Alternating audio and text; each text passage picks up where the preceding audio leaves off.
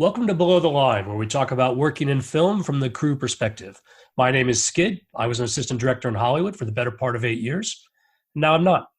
Today, we're talking about Snakes on a Plane, a 2006 action movie directed by David R. Ellis and starring Samuel L. Jackson. Over at Rotten Tomatoes, its tomato meter percentage is 69%, and the critics' consensus reads, Snakes on a Plane lives up to its title, featuring snakes on a plane. It isn't perfect, but then again, it doesn't need to be. That is actually a more generous summary than I was expecting, but as usual, that's not what we're here to talk about today. In fact, today, we're not even talking about the entire movie, but instead we'll be focused on the 5 days of reshoots that were done in Los Angeles when it was decided to release the movie rated R rather than PG-13.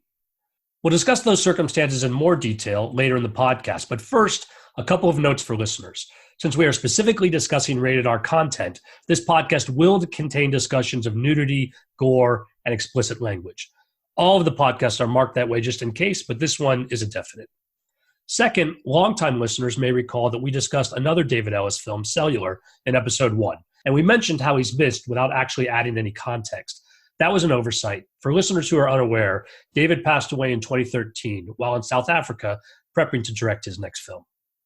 Now let's introduce my guests. Eric Pott, you are not credited as the first AD on the film itself, which was shot in Canada, but you were the first AD for the LA reshoots. Yeah, absolutely. I got called in. They were doing this set of reshoots here in Los Angeles. I'd known David for years. It was actually an adventure. I went in thinking, I don't love snakes that much, but boy, I think I had a pretty good time. Well, Eric, I've got a question for you before we get into the movie, and that's this. TV or film, of all the other work you've done, which would have been most improved by introducing snakes? Oh, God. It's funny. You put the word snakes in absolutely any title, and it suddenly becomes a wildly different and possibly more interesting movie. I'm just like running down my resume quickly thinking about this, like Home Alone with snakes. You could do that. My Best Friend's Snake Wedding, Freaky Serpent Friday. But it's funny when you put the word snake in it, those would all be the same movie if you think about it. And so I think it's a career highlight to have worked on sort of the Citizen Kane of snake movies here. Thanks, Eric. Glad to have you. Next, Paula Janos, you were the key second AD for these reshoots. Welcome to Below the Line.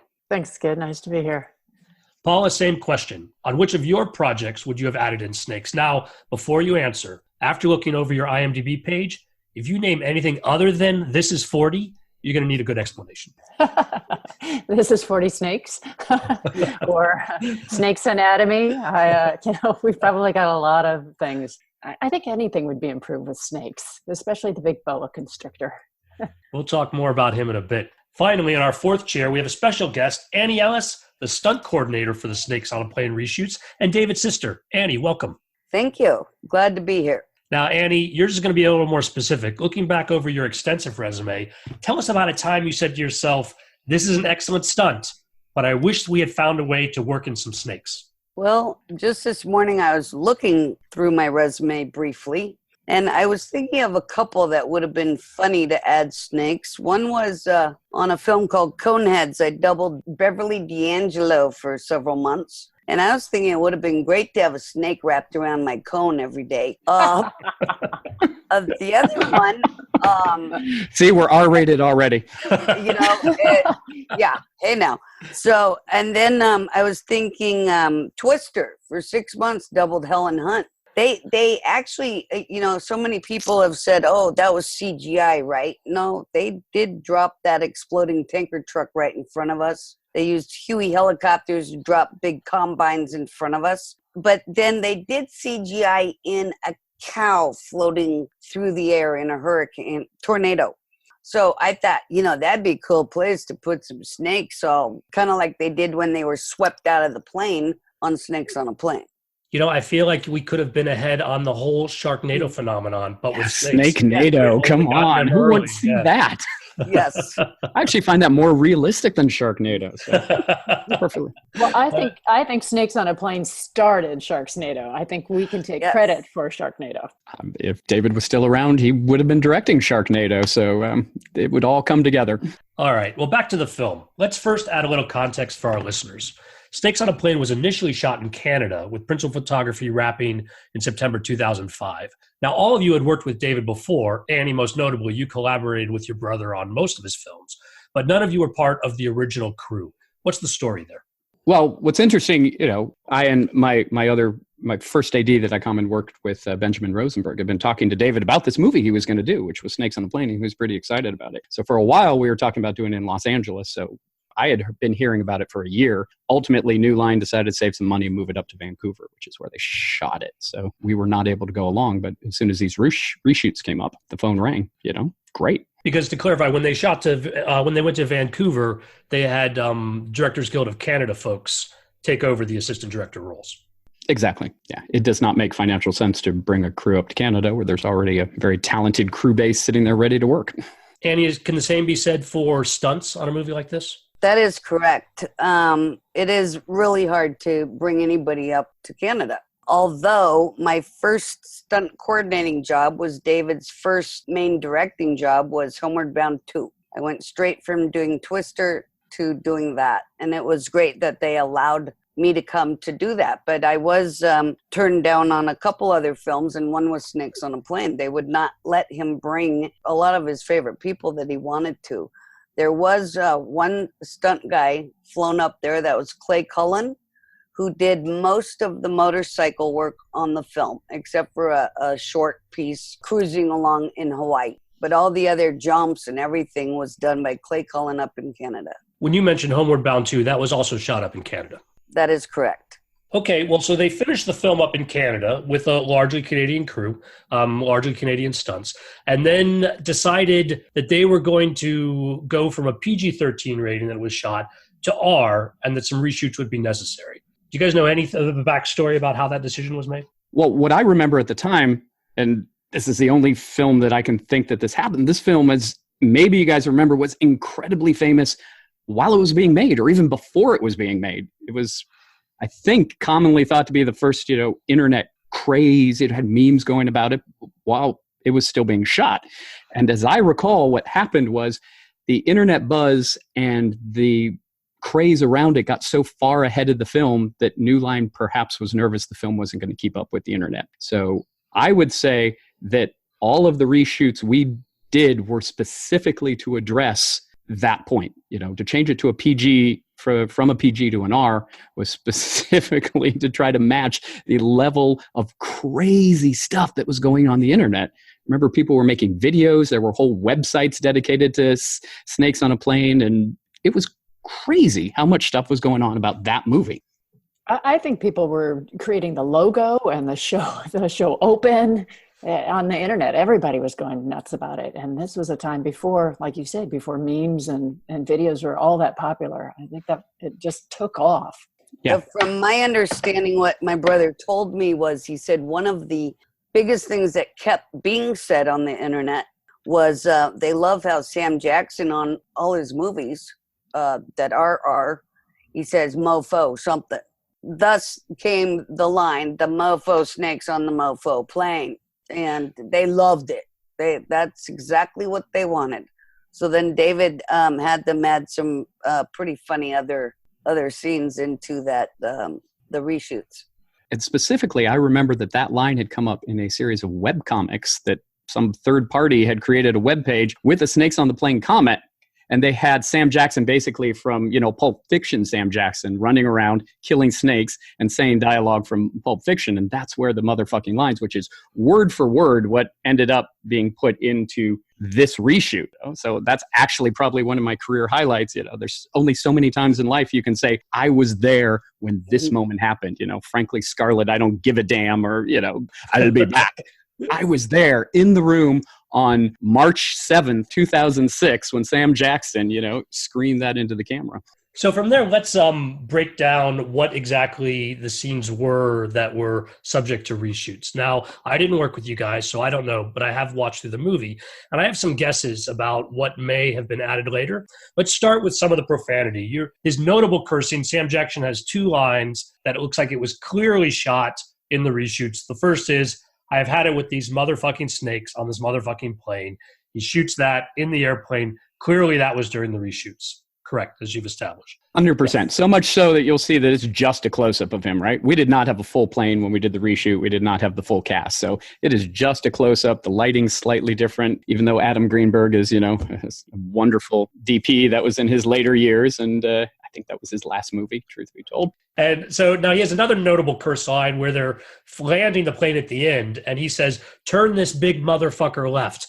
And I'm pretty sure his mouth's on camera or not. Do you guys recall? We definitely shot him up in a fake cockpit. We didn't have a full cockpit. So you're batting 1,000 so far. Okay. I can think of one more that I remember off the top of my head, but go. So the other one I think I see on screen is an air controller says, "Holy fuck." But I'm not entirely sure if that's true or whether that was just voiced in later. In fact, let's talk about that in general. During the attack in the version I watched, there's a lot of profanity, but I'm wondering if most of it wasn't added as voiceover without new footage. I don't recall a lot of the cast members saying a lot of fucks other than Samuel Jackson. Right. What we ended up shooting is basically a small plane full of a lot of stunt players. And then we had the specific actors in for specific lines. They would come in and say one line or do one shot.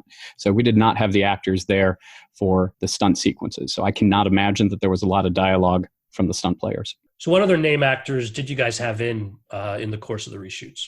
We had Juliana Margulies. We had the gentleman that played Sean. Help me out, Eric, what his name was. He was Australian. I remember. Nice young guy. Obviously, it's Samuel Jackson. We had Kenan Thompson, who was big at the time from Saturday Night Live. And he was great and funny and warmed up the whole day. It was with his humor and his liveliness. We even had Taylor Kitsch, which now going back and looking at my notes, oh my God, we had Taylor Kitsch. I'm now a huge fan of Friday Night Lights, but at the time, I don't think it just went right past me. Bobby Cannavale was in it as the FBI guy. We had him for a day, I think. I worked a lot with Bobby in a room with cages of snakes, and he did not like it. He did not like that at all.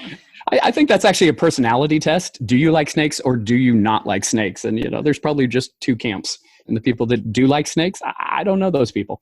There are not that many of them. So, well, there's Joel Silvestri, who is the snake wrangler, and he adores snakes. I've worked with him several times, and it just takes a personality that's not like mine, but he lights up when he's around a snake. So God bless him. He liked to actually cuddle with the snake. I probably didn't need to know that. Let's talk about some of the specific scenes that did feature snakes. One scene that is definitely added for the rated R version of the movie is the bathroom scene where the couple is having sex, using drugs, and in fact, a snake comes through the roof and bites her on the naked breast. There are also scenes of that couple before and then the scenes after they're dead. And I'm wondering whether all of these were shot during the reshoots or whether this was a reimagining of a scene that existed at the original. Well, I've got notes from our one-liner, which is what we shoot each day, for those who don't know. And on our first day, the last thing that we had scheduled was additional coverage of the Mile High death scene. So it was additional photography. Yeah, and I definitely remember we recreated that bathroom. So that was a freestanding set that we shot the two of them in there. But I do not have any memory of shooting them in seats or bringing them to that bathroom, which is a shot in the plane. And we did not have a full plane. We had a piece of one of the main section where all the mayhem happened. That was the only part we built of the plane. So it's very likely there was a Mile High scene, just maybe not as explicit as the one we got in the movie. Yeah, there actually had to be, because you had the stewardess outside saying, "Oh, they're having a good time," right? And we definitely didn't shoot that stuff. So there had to be a Mile High scene. And what we did is we brought body doubles in, and we cast body doubles. Some young lady who was comfortable having her breast bitten. How do you put that on a resume? Hey, Mom, I'm in a movie. This is weird, isn't it? I mean, think about this. This is what we did for 5 days. Before that, David in the studio cooked up everything that they hadn't been allowed to do before. And it's just sort of like every young person's little fantasy of what you would do with toy snakes and, if nobody's saying no. And that's what that week was. A lot of nobody saying no. Well, let me ask about the other bathroom scene where the snake bites a man on the penis. Was that in the original, or did you guys shoot that? What do you think, Skid?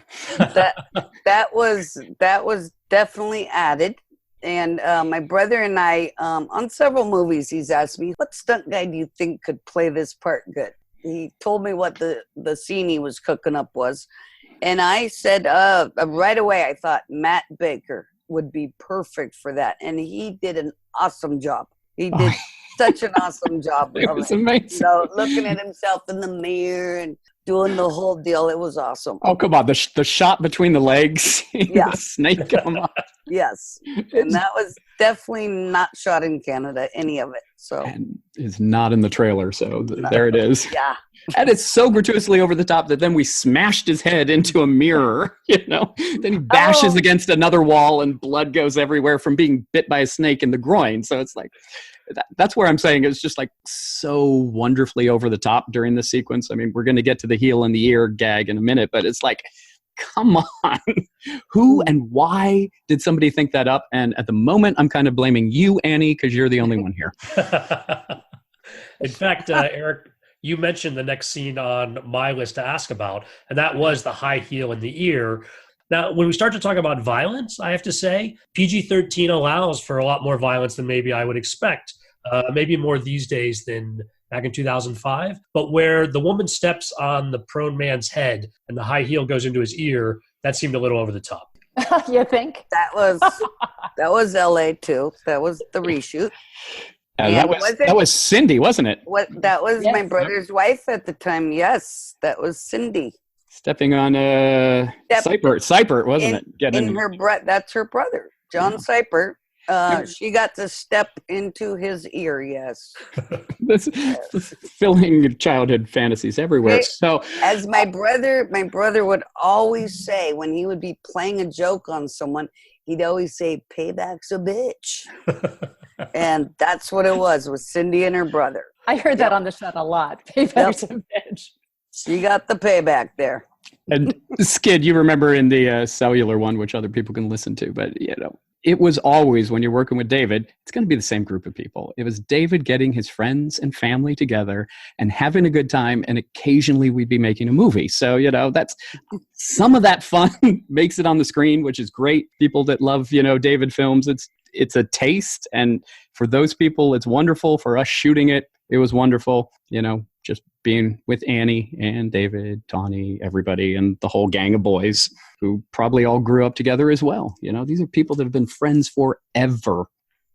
Let me ask about one more scene that I thought was on the edge, and that's when a guy falls off the stairs and gets a very serious neck wound. Do you guys shoot that, or was that in Canada?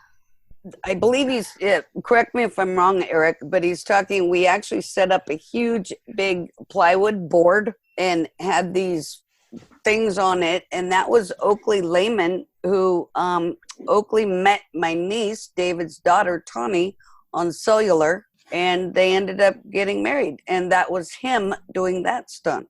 I don't think it's what Skid's talking about, but that obviously is a big gag we did. It's hardly in the movie compared to the amount of time we spent on it, the slant rig, which was supposed to be Oakley falling off the stairs and then falling on a sharp metal pole sticking up from the ground, and it came right through his chest. And it was actually the first time I'd ever done a slant rig, which is a great gag where you put an actor basically at a 45. All the actor shows is their arms and their head, and the rest of the body is like a mannequin. So you can drop it on a rail rig and have things explode out of their chest, So not the thing you should try at home, but it looks great on film. Yeah, I think I was referencing a different scene with the next cut, but I do know where you're talking about falling onto, I think where something comes through his chest, falling through the ring. So I'm familiar with that. It's very brief. I think you're probably, there was a glass thing that gone through, I think it was Lee Smith's neck. Then we had this appliance wrapped around and she's pulling out the spurt. That's actually Tawny, isn't it? That was Tawny pulling the glass out of his neck, spurting blood. Again, utterly gratuitous. Total cutaway, two characters we'd never seen anywhere in the film. That's all of these vignettes. If you think about it, it's like, where'd these people come from? They weren't on this plane. It's suddenly like an episode of Lost where there's different extras every week. And suddenly we spend screen time killing them, which is gratuitous and wonderful. And I guess it's what the audience wanted. So that's what we did. The other really fun one along those lines was another girl I thought of, a good friend of mine, Leslie Allletter. David wanted the snake to bite someone's tongue. And she had to walk around all day, though, with this fake tongue thing in her mouth. Remember that? Like almost all day. She had to walk around with this tongue thing. But yeah, she gets bit by the snake on her tongue. And then later, I don't know, 20 minutes later in the film, you see her in her chair going with the tongue thing. Oh my goodness. Yeah. What would that movie be if you took out these vignettes, and there's got to be, 15 of them by the time we're done here? It's like, I don't even know what that sequence would have been without these. It would just be people yelling, right? And running around. Yeah. Yelling around, bumping into each other. It's interesting. We planned, I don't know how much we actually took, but we planned an hour for the swollen tongue bit. And we planned 2 hours for the shard of glass in the neck. Just, I'm looking at my notes. And then the heel in the ear just was an hour just to set up, set it up. And it was 4 pieces. We had a mannequin head they stepped on, was the wide. And then when you're in close, we had a breakaway heel that came out of his head. It was a lot of fuss and time for something that people just blink at in the movie and just becomes a montage of mayhem, which is probably what that whole act should be called. That's a list of the scenes that hopped out at me. Tell me other scenes that I may have missed that were definitely on your list to shoot. Well, we had a passenger that was swallowed by a snake. A snake just came in and took his whole face off, if I remember correctly. That was CGI, but we did have him getting his face sucked. It's true. What is Paul, or I don't remember the actor. Either the character or the actor was named Paul, and we had the Kong supposed to be wrapped around him and going down and chomping on his head.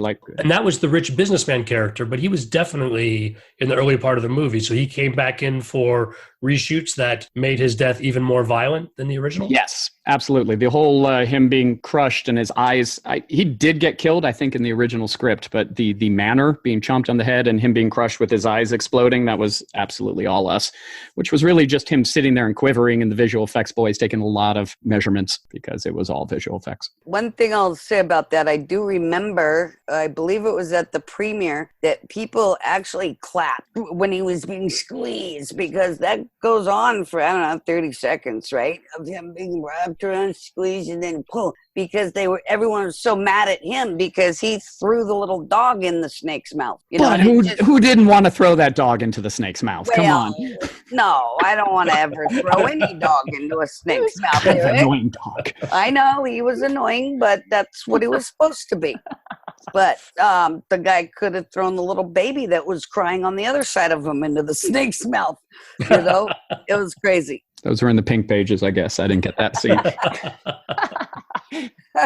Well, to answer your earlier question, believe it or not, we did not do entirely R-rated stuff. There was a bunch of pickups. Normally a show does have a few amount of reshoots, to put stuff together, some glue. And we actually ran around for part of a day and shot some establishings of buildings, establishing of a parking lot. And we reshot the very first shot of Sean in the episode. Yeah, and the motorcycle. So that opening shot of him working on his motorcycle is a reshoot. I think it was in a viaduct or a gully in Van Nuys. So it was kind of silly. We were right at an intersection, just a few feet down. We put up some greens and had him sitting there next to his bike working on it. It was a dirt patch, and the greens department did a fantastic job to make it sort of look like Hawaii. Built it from scratch and tried to match what they had shot in Hawaii, which obviously is a little greener than poor, dry Los Angeles. Because... And I do actually remember the shot we were replacing. The scene, the movie opens with all that motorcycle stuff, and then it cut to him sound asleep. He was lying by his bike, curled up, taking a nap, and then he heard this noise and got up and walked away. And it was not a great dynamic introduction to your hero. So it was thought, we should have him doing something like masculine, like working with tools. So he's working with tools and drinking a Red Bull. So that's much better than being asleep. Aha, sponsorship again, Red Bull. Yeah. Yes. Well, David was one of the instrumental people in getting them to take over the World Stunt Awards. Wherever mayhem is, Red Bull follows. That's right. Well, let's talk more about the scenes you guys did in the plane. You guys had snakes for the reshoots. What kind of stuff were you guys doing in there? One of the funny ones was I hired 2 people to have snakes dropped on them. Ended up being 30 snakes. And they're in a big trash can. and they dump them. They have a hole in the ceiling of the plane, and they're going to dump them on those people. And oh gosh, about 40 minutes maybe before lunch, my brother comes over to me and says, set up a shot with 3 cameras looking over a seat, and we're going to put you there and in the seat and have them dump snakes on you. I was like, what are you talking about? On me? I hired 2 stunt people to do that shot. And he says, oh, no, just set it up. We'll do one with you too. I got to go to the dentist. My teeth are, bad. I got to run, emergency to the dentist. And about 20 minutes later, we have all 3 cameras set, and I'm sitting there and getting ready to do this. And out of the corner of my eye, I see my brother walk down the aisle on the other side of the set, and he goes to his video monitors. And I said, right then I knew in my head, I think this is one of his jokes that he loves to play. And so sure enough, with the first take, the snakes were all wrapped around each other in a big blob. They drop on my lap, and I'm supposed to get up and run, and David goes, oh, no, you get up way too fast. Let them settle a little. In other words, have the snakes on you a lot longer.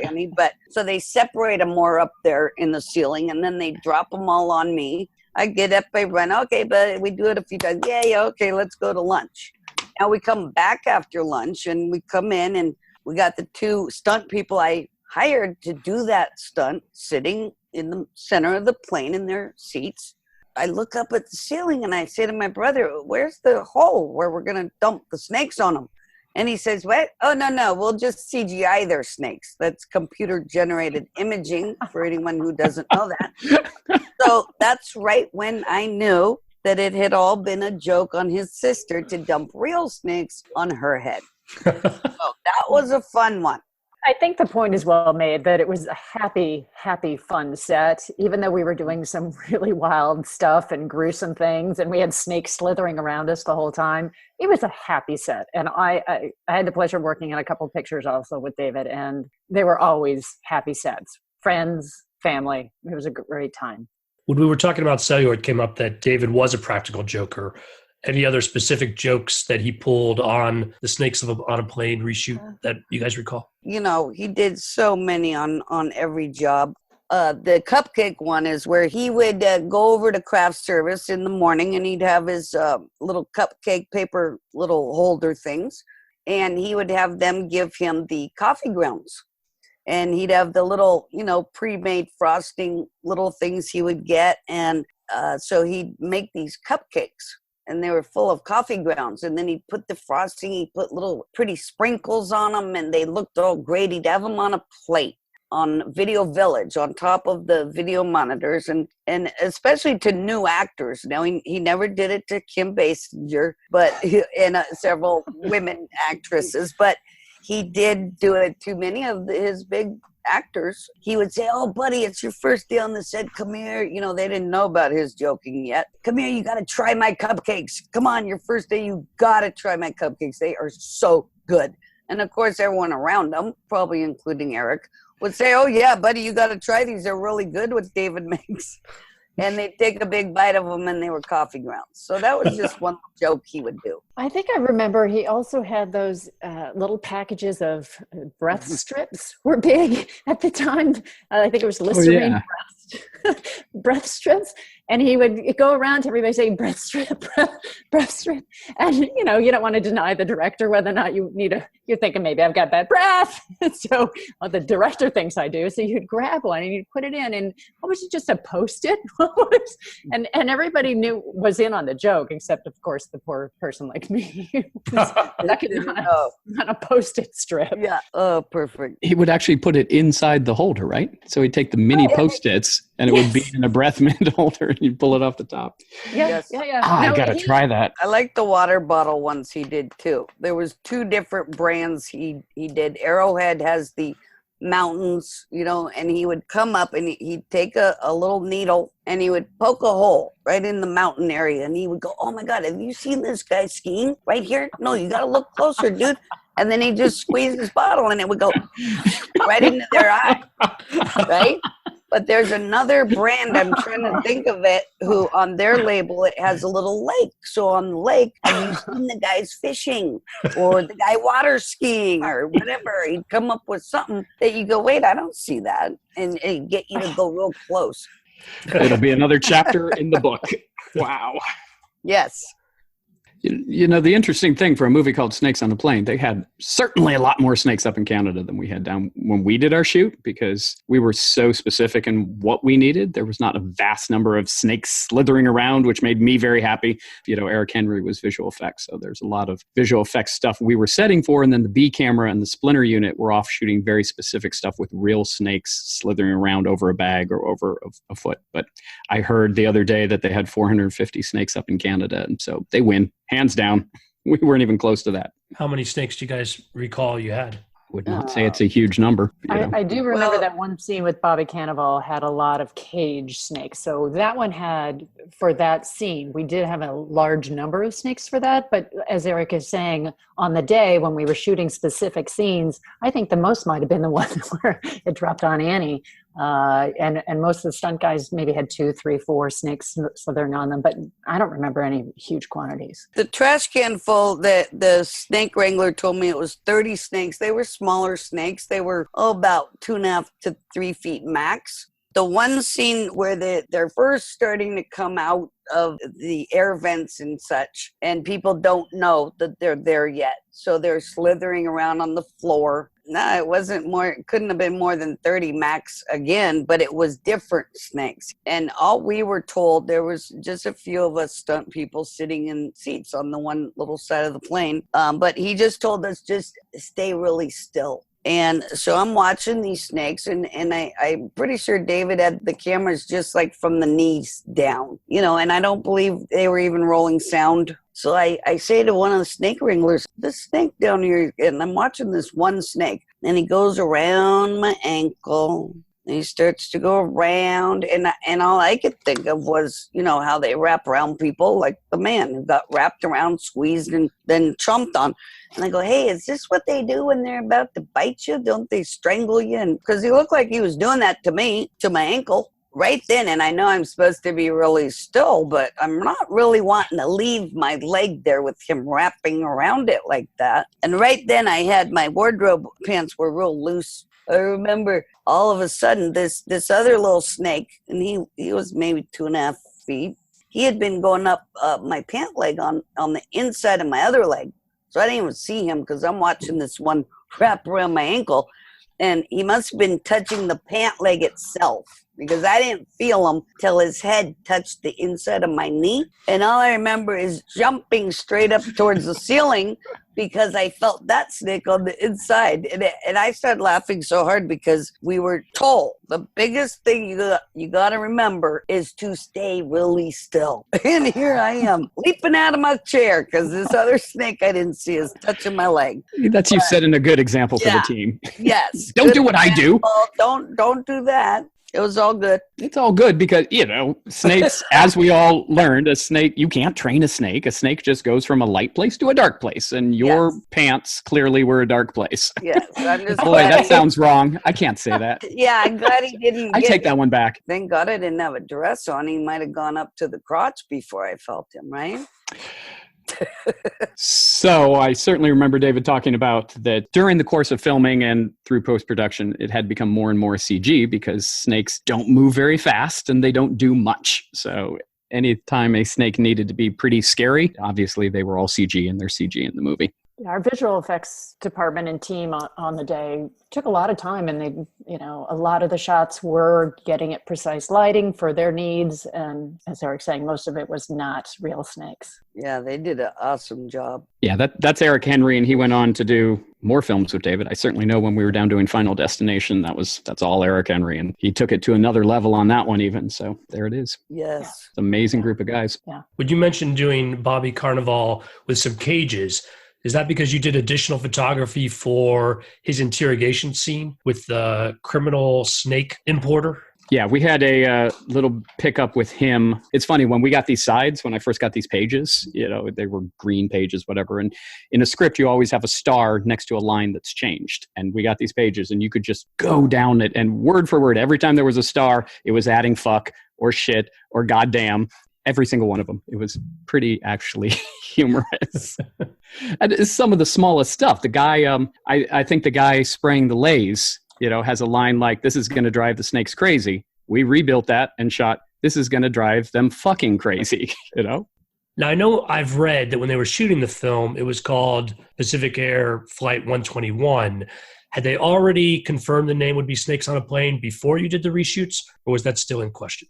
Oh, I don't think for a second it was anything but, Snakes on a Plane. I think, as I recall, that was a working title that got pushed forward. And this happens a lot when you're out scouting and dealing with the community. You want a title that's slightly more generic. And I think I remember David saying that Snakes on a Plane was putting forward an image as you went to a location or a beach or a bar, and they wanted something that sounded a little bit more adult to shoot the movie. But he was always, and Sam Jackson, we're going to call it Snakes on a Plane. Were there other movies that came out after that had that same sort of something on a something, sort of title? Like that was it started a whole genre of those. I certainly remember the internet going nuts with it, rabbits on a rickshaw and everything was just, it just became a running joke all through 2006, basically until the day the movie came out, and then it just stopped. Yeah, no, I think you're right. Maybe it was just the internet stuff. We were reading it all the time on the set. Yeah. That was crazy. Yeah, the build up to that film was incredible. More than any movie I've ever worked on, I could say, "Oh, what were you doing recently?" "Oh, I just shot Snakes on a Plane." And people go, "Snakes on a Plane?" Now you say, "What are you working on?" You name a movie, people don't know because, it's not out yet. There isn't a buzz about, unless it's Star Wars, 12, it doesn't have that kind of buildup. Snakes on a Plane had massive awareness going into that summer. And I think even following it, when people see the movie and the credits roll by, if somebody happens to read credits, and not a lot of people do, but if somebody happens to read credits, I get a lot of people who come up and say, "You worked on Snakes on a Plane," because that movie is just, I don't know, it's iconic. It's just, it has its definite place in history. It does. Folklore almost. Although I was reading an article recently that said, why is Snakes on a Plane not a cult movie? And it detailed through, why it just missed the cult movie status. So it, and why? Why was that? It flirted with it. Because it did not set out intentionally to be as kitsch as the audience wanted. So, retroactively, we tried to engineer into something more than it was. But the core nature of it being, a thriller is not, I think, what would have got it over the hump to be a film that for 50 years. Interesting. I was thinking about this the other day, that how many people that would go, "Oh, your brother directed that? Yeah, did you watch it? Did you go see it?" And they'd be going, "Oh no, I can't go see that. I'm so afraid of flying, and I'm so afraid of snakes." And I'd say to each one of them, "No, but it's really funny. It's a funny movie too." Do you guys remember the couple, the guy that was super afraid of flying? Yeah, him and his wife, the honeymooners, they got crushed by the cart. And we did some pickups on them too. Sorry to interject, but we did bring them in. We did, and they ended up getting bit and killed. Yeah, we made it more violent. The one thing in that, I think maybe he should have lived, because he was so afraid of flying. You are such a softie. Listen to you. Yes, it would have been, might have helped people that are afraid of flying, that he was one of the ones that came out okay. Annie, you're saying this movie should be used as therapy, is what you're saying. Yes. Really? Yes. All right. But no, it shouldn't, because he didn't live. Could have. But don't have a whole new life. But the film has a happy ending. They all get off the plane and they're all going to date and have a good time and go surfing. Yeah, exactly. That film has the fastest turn of any movie I've ever seen. They land the plane, they hop off, they go surf. It's like a 20-second wrap up. It's actually a trick cut where you think they're still looking back at the plane, but in fact, shirts happen to be the same color, but the agent and the witness are now on surfboards so that he can teach them how to surf. Yeah, that was that shot. We did that right on the lot. And when I say the lot, that actually is the name of the stage. It used to be the old Pickford lot. Yep. So, in talking about the film's release, it's true that despite expectations, its box office numbers were not what I believe the studio expected. Now, for all three of you, I think that matters because you're entitled to residuals on the film. In fact, as a note, Eric and Paula, you guys get the full share of assistant director residuals through the Directors Guild because the other assistant directors were Canadian and are not entitled to those credits. You are 100% correct. So are all of you? I'm not embarrassed of it. It was a financial windfall, and you're 100% right. I've done that on other shows. You know, I did Freddy versus Jason, and I worked exactly one day on it. I mean, part of one day, and I got all the residuals for the entire movie for working that one day because it had been shot in Canada. That's like, that's lottery time. No, I was probably the second on that one because I'm not getting any of those residuals. you, Eric, you did get credit. That's it awesome. Didn't say reshoots. It said Additional photography. Additional out of the blue. And you'd think they would have had additional and then a list of everybody. Because a lot of there was a big part of the stunts were done on the reshoots. You know? Yeah. Actually, the most memorable stunts are all done in those 5 days. We did not get credits. Wow. You did not. No. Well, this podcast is your credit. I think if you go into stunts, you're not doing it for the credit. Yeah. I know. Well, you're clearly doing it for the snakes. Yes. You haven't dumped on my head. or up your pant leg, hey, yes. Good times. And the good part about that was great. When I saw them in the aisle before they took them up above to dump on me, how they're all wrapped in there. They're a little smelly because they're all, they get nervous like anybody. And they're pooping on each other. So there's little poo-poo snakes coming on your head.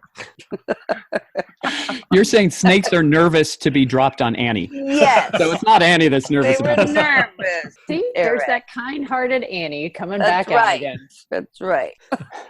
You know what I think is amazing is that this movie that we worked on for like 5 days, 12 years ago, we can remember so specifically. I've got films that I worked on 2 years ago that I can't even remember who my own staff was. But I think partly because of David, how fun that was. But working with all of you guys and hearing your voices again, it just actually takes me back. And what a really special time in my life that was. That's awesome. Yeah, I'll agree. As I said earlier, it just... From the top down, David made it a family affair. And even though my last name wasn't Ellis, I felt like I was one of the family. It was always a pleasure on those two pictures that I worked with him. It was a pleasure. I hope I get to work with you again, too. I love working on NCIS LA. I just got to work a couple times on it in the last few months and just worked with Eric again. It's a standing invite. Come back anytime. Well, you got to get him to hire me again, Eric. I'll leave that up to you. How about me, Eric? Can I come back as an AD anytime I want as well? Absolutely. Especially if we have any snakes, Annie, because I know how much they love you.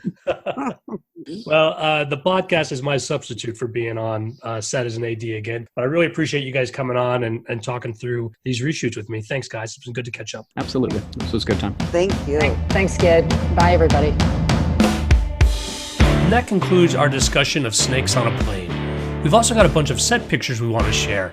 You can find our community page on Facebook by searching for Podcast Below the Line, one word. If you enjoyed this episode, please rate us 5 stars wherever you get your podcasts. And please tell your friends. Your recommendation is the best way for us to reach more listeners. Email me your feedback via skid, S-K-I-D, at belowtheline.oneword.biz. That's B-I-Z. And you can follow us on Instagram and Twitter. On both of those platforms, we're at Pod Below the Line. Thanks as always to Curtis Five for our music and John Wan for our logo. Next episode, in honor of Veterans Day, all my guests transition from the military to Hollywood, and we're discussing both the similarities and differences between the two careers. Hope you'll join us. The one that I need to take time and try to figure out how he did it was the coffee cup joke. He'd take the foam coffee cups and he would put a small hole in it, but it's bigger than a pinhole. And he'd keep his thumb over it. Okay, and he'd be standing there, telling people, move that camera over there. He'd do this whole thing where he would hold that coffee cup for 10, 15 minutes around someone that he's going to pull the prank on. So they could see that he's holding his coffee cup. And then he would pretend like he needs to run over to that camera really quick. So he'd pass it to the person that he's been prepping. He would prep all his jokes. So he'd hand it off to them. Hey, buddy, could you hold my cup real quick? Well, of course they would, because A, he's the director, and B, they've been watching him walk around with it, so there must not be anything wrong with it. And then he'd pass it off to him in a certain way where they wouldn't see that hole, and it would proceed to pour out right on their crotch because they're holding it in front of them. And I got to figure out how to do that one, because that's one. We'll have to figure that out, guys. Help me out on that.